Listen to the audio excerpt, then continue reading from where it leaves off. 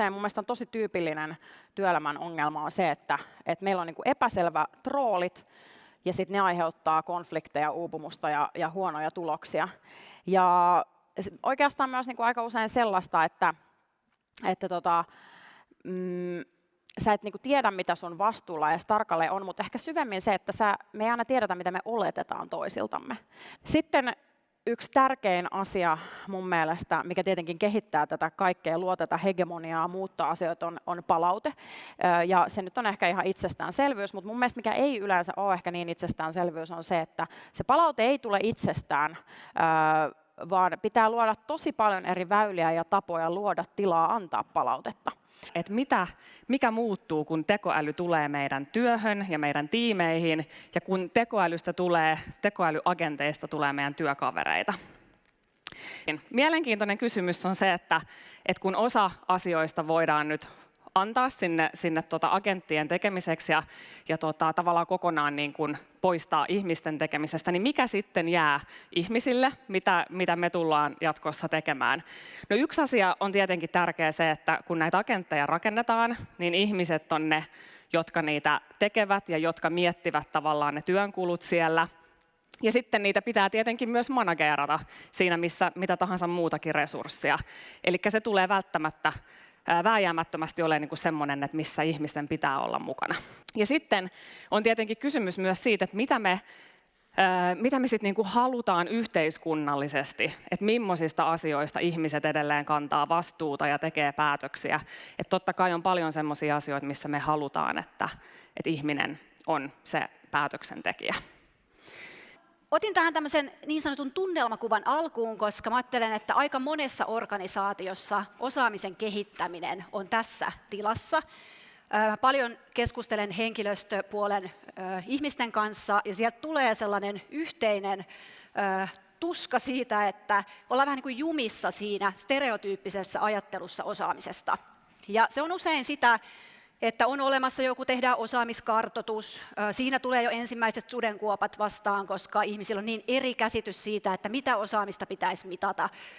Osa haluaa keskittyä hyvin yksityiskohtaisiin asioihin, siellä on niin kuin MS Officen eri versiot lueteltuna, ja sitten toisaalta osa huitelee aika siellä niin kuin abstrakteissa, vuorovaikutustaidot, asiakaslähtöisyystermeissä. Nyt vaikka näkyy paljon, kun tekoäly on lähes kaikkien organisaatioiden strategiassa jollain tavalla.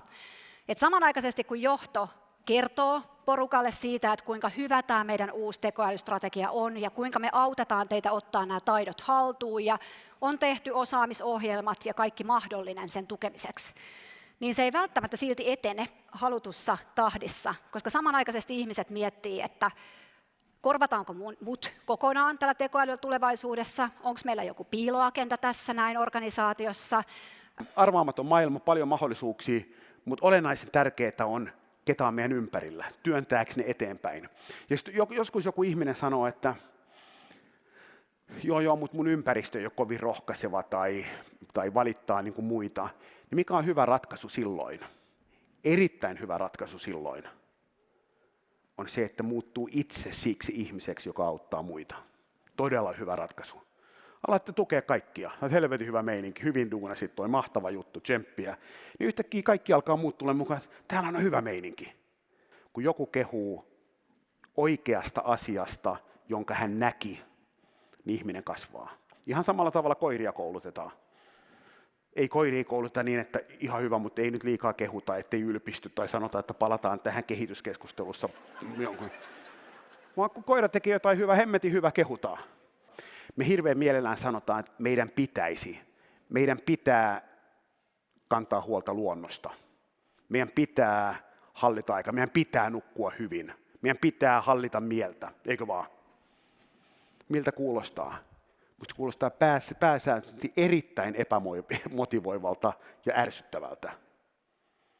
Mutta jos se muuttaa pitäisi sanan voisi, niin kaikista tulee hirveän paljon kiinnostavampaa. Me voidaan hirveästi auttaa muita, me voidaan tehdä hyvää. Mä voin pitää huolta, että mä nukun hyvin. Ei tarvi, mutta mä voin. Siitä tulee kiinnostavaa. Muuttaa sanan pitäisi sanaksi voi, niin aukeaa yhtäkkiä ihan erilainen maailma. Ja hei, isot kiitokset meidän kaikille esiintyjille ja tuottajille ja tekniikalle, jotka on mahdollistanut tämän.